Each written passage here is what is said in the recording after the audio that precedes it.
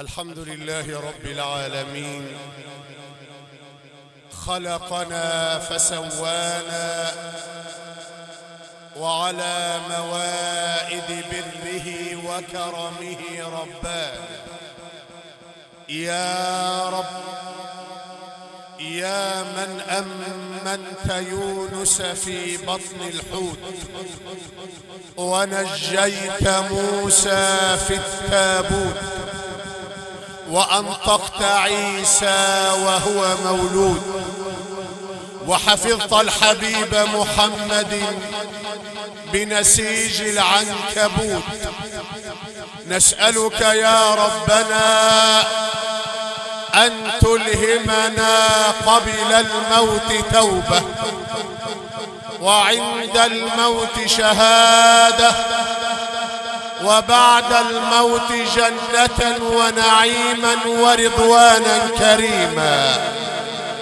وأشهد أن لا إله إلا الله وحده لا شريك له، يا بارئ الكون في عز وتمكين، وأمرك يجري بين الكاف والنون، يا من لطفت بحالي قبل تكويني، لا تجعل النار يوم الحشر تكويني. وأشهد أن سيدنا ونبينا وحبيبنا وشفيعنا يوم اللقاء سيدنا محمد سيد الأولين والآخرين، المبعوث رحمة للعالمين، قال له ربه وعزتي وجلالي يا حبيبي يا محمد لو سلكوا إلي كل طريق واستفتحوا علي كل باب ما فتحت لهم باب الجنة حتى يأتوا خلفك يا حبيبي يا رسول الله. فيا رب صل على النبي محمد واجعله شافعا لنا بفضلك في غدي، فلقد عرفتك منعما متفضلا، ولذا دعوتك فاستجب لي يا سيدي. صلاة وسلاما في الأولين والآخرين وفي الملأ الأعلى وفي عليين، عليك وعلى آلك وأصحابك ومن صار على نهجك واقتفى أثرك إلى يوم الدين.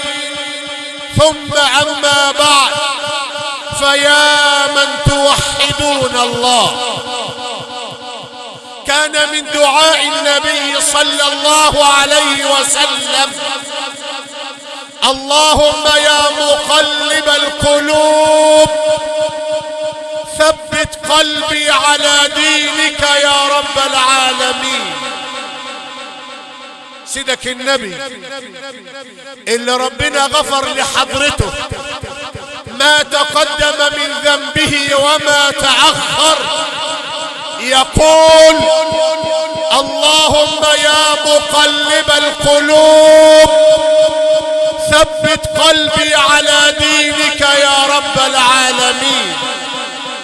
سيدة عائشة تقول لحضرة النبي: يا رسول الله، ما لي أراك تكثر من هذا الدعاء؟ فقال لها الحبيب المصطفى: يا عائشة، إن قلوب العباد بين أصبعين من أصابع الرحمن يقلبها كيف يشاء، فاسألوا الله حسن الخاتمة. ادعي ربك ان تموت على التوحيد، تموت على الإسلام، تموت على هدي رسول الله. ليه؟ لأن العبرة بالخواتيم. يقول رسول الله، ما تسمع اسم حضرته صلي عليه عشان يشفع لك يوم القيامة، علشان تنال الشفاعة من رسول الله.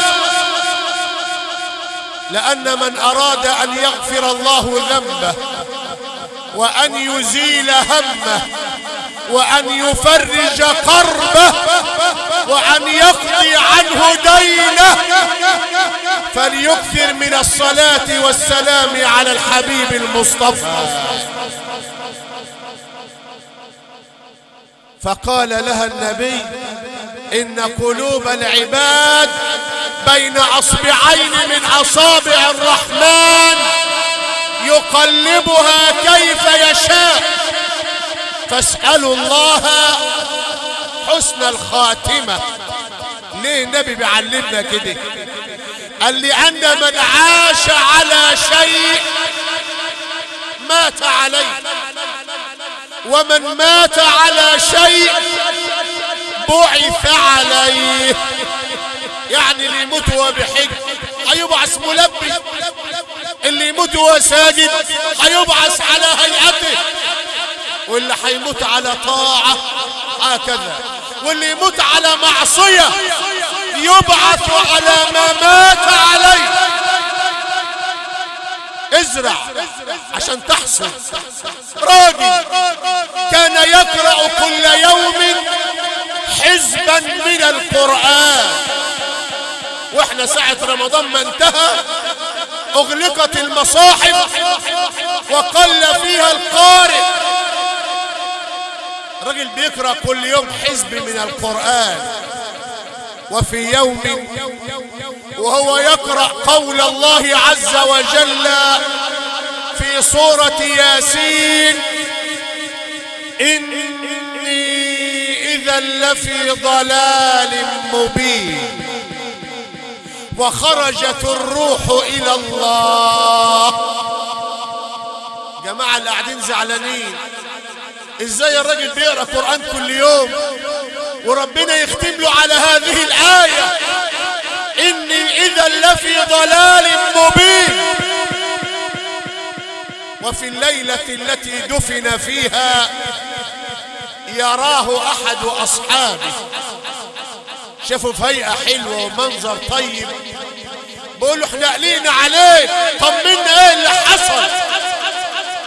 احنا قلقنا لما مت على قول الله عز وجل: إني إذا لفي ضلال مبين. قال له: يا أخي، عندما دفنتموني ودخل علي الملكان وسألاني، قال لي: ما ربك؟ فأتممت قراءتي. بعد إني إذا لفي ضلال مبين ايه بعد ما توحد الله؟ إني آمنت بربكم فاسمعون. شوف الخير والعطاء الإلهي. قيل ادخل الجنة، قال: يا ليت قومي يعلمون بما غفر لي ربي وجعلني من المكرمين. يبقى طول ما انت قريب هيوفقك لحسن الختام. ابو بكر الصديق عاش محب لله ومحب لحضرة النبي، لدرجة ان النبي بيسأله في يوم: ماذا تحب من الدنيا يا أبا بكر؟ قال ايه بعد ما تصلى على الحبيب؟ قال له: احب من اجلك ثلاثا يا رسول الله. حتى الحاجة اللي بيحبها ده مش لنفسه، ده بيحبها من اجل الله ومن اجل رسول الله، لان دي حياة المؤمن. قل ان صلاتي ونسكي ومحياي ومماتي لله رب العالمين لا شريك له، وبذلك أمرت وأنا أول المسلمين. أبو بكر بيقول للنبي أحب من أجلك ثلاثا يا رسول الله. قال له إيه يا أبو بكر؟ قال له النظر إليك هنيئا لمن تكحلت عيناه برؤية رسول الله. لأن أحد الصالحين بيقول إيه بعد ما توحد الملك؟ قال كل من رأى رسول الله حرم الله جسده على النار. قام واحد وقف وقال له طب ما ابو لهب وابو جهل شافوا حضرة النبي وحيخشوا النار؟ قال له نعم، ابو جهل وابو لهب رأوا يتيم ابا طالب ولكنهم لم يروا محمد رسول الله. فابو بكر قال له النظر اليك والجلوس بين يديك وانفاق مالي عليك. ابو بكر راح يزور النبي لان النبي كان تعبان شويه صلى الله عليه وسلم، فحزن ابو بكر لمرض الحبيب المصطفى. روح البيت نام على الفراش لا يحرك ساكنا، يعني بحرك ايد ولا بحرك رجل. صليت على الحبيب النبي يقلبوا فيه ما بيتحركش. فلما غاب ابو بكر عن رسول الله بيسأل اين ابو بكر؟ قالوا انه مريض يا رسول الله. فقام النبي الى بيت ابي بكر ليعوده، راح يزوره. ابو بكر ساعة ما سمع صوت النبي كأنه نشط من عقال. شفت الجمل المقيد ساعة ما بتفك وساقه بيجري، ابو بكر عم يجري. قالوا يا ابو بكر قد كنت لا تحرك ساكنا. قال مرض الحبيب فعدته فمرضت من حزني عليه، وشفي الحبيب فزارني فشفيت من نظري إليه. وده الحب، حب لرسول الله مش كلام. حب النبي اتباع. قل إن كنتم تحبون الله فاتبعوني يحببكم الله ويغفر لكم ذنوبكم والله غفور رحيم. ابو بكر في الهجرة دخل الغار قبل حضرة النبي. ليه؟ خوفا على رسول الله بيعمل المكان لحضرة النبي. لقى الغار فيه شقوق، قلع جلبيته ومزقها حتى يسد بها البحور والشكوك ويطلع ينادى على حضرة النبي. تفضل يا رسول الله. يقول له جلبيتك فين يا ابو بكر؟ قال له مزقتها لأسد بها البحور يا رسول الله. يرفع ايده النبي، بعلمنا النبي قال من اسدى اليكم معروفا فكافئوه. رفع النبي ايده اللهم اجعل ابا بكر في درجتي في الجنة. نزل سيدنا جبريل على سيدنا النبي السلام يقرئك السلام ويقول لك ان الله استجاب دعاك وابو بكر رفيقك في الدنيا والاخرة يا رسول الله. هم ماشيين ابو بكر عاوز يشرب وعطشان، لقى بعض الماء في القربة اللي معاه. قال طب لو انا شربت وحضرة النبي طلب ماء، لا ده انا هعينهم لحضرة النبي وهو في اشد العطش. شوية النبي يقول له معاك مية يا ابو بكر؟ قال له يا رسول الله. ابو بكر يقول ايه؟ بقول فشرب النبي حتى ارتويت. ده اللي شرب النبي، لكن اللي حس بالري مين؟ ابو بكر. طب بعد الحياة دي كلها ربنا يختم لابو بكر بايه؟ ابو بكر هو على فراش الموت سيدة عائشة تقول له ألا نأتي لك بالطبيب؟ قال لها قد جاءني الطبيب. قال لك ايه؟ طمنا عليك يابا. قال لها فعال لما أريد. فالطبيب هو الله والشافي هو الله والذي بيده مقاليد الأمور هو الله، فوحدوا الله. فستنا عائشة لقت سيدنا أبو بكر في النزع الأخير، قالت والله ما يغني الثراء عن الفتى إذا حشرجت وضاق به الصدر. يعني ساعة الروح ما بتيجي تطلع لا مال بينفع ولا ولد بينفع، لكن لا ينفع إلا ما قدم الإنسان من عمل. قال لها ايه سيدنا ابو بكر؟ قال لها يا عائشة لا تقولي ذلك، ولكن قولي كما قال القرآن وجاءت سكرة الموت بالحق ذلك ما كنت منه تحيد.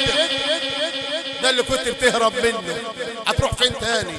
يا عائشة إذا مت وكفنتموني وصليتم علي اذهبوا بجنازتي إلى روضة الحبيب المصطفى وألقوا السلام على النبي واستأذنوا رسول الله أن أدفن بجوار حضرته.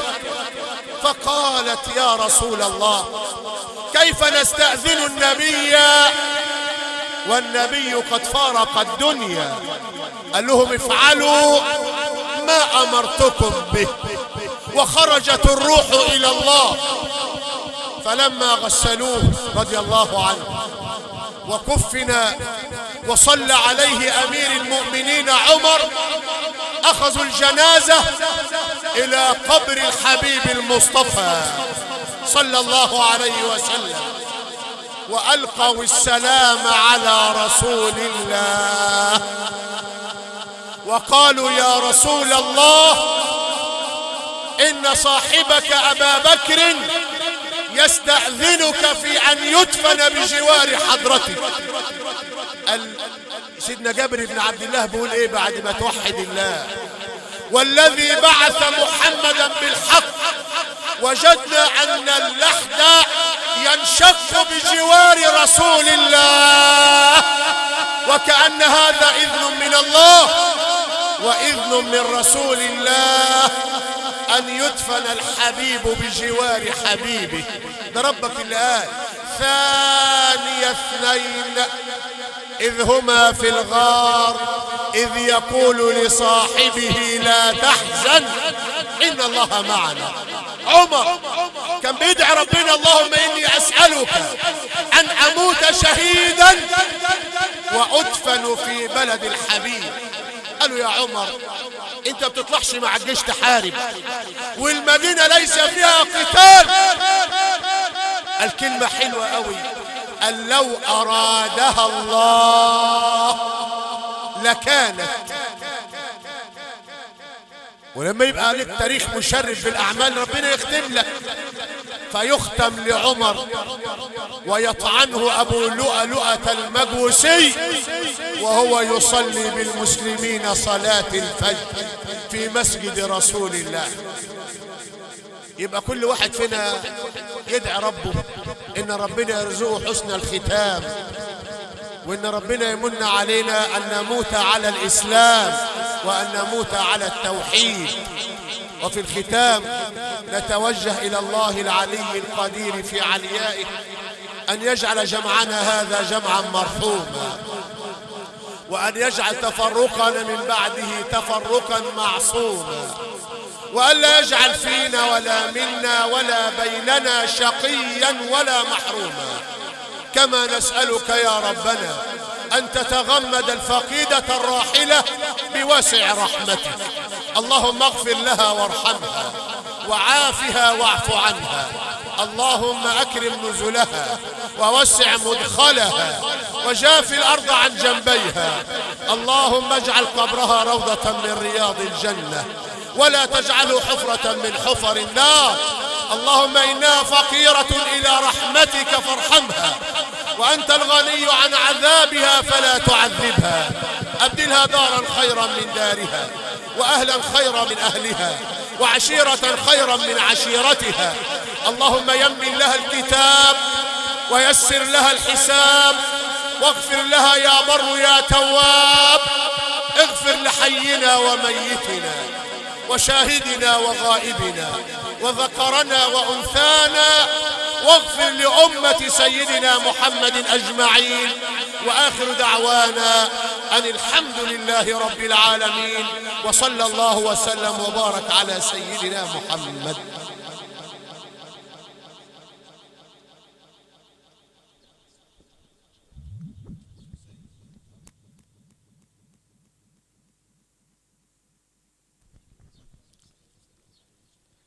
أحب الصالحين ولست منهم، عسى أن أنال بهم شفاعة، وأبغض من تجارته المعاصي ولو كنا سواء في البضاعة. باسم أسرة الراحلة يتقدمون بالشكر والتقدير لكل من قام بأداء واجب العزاء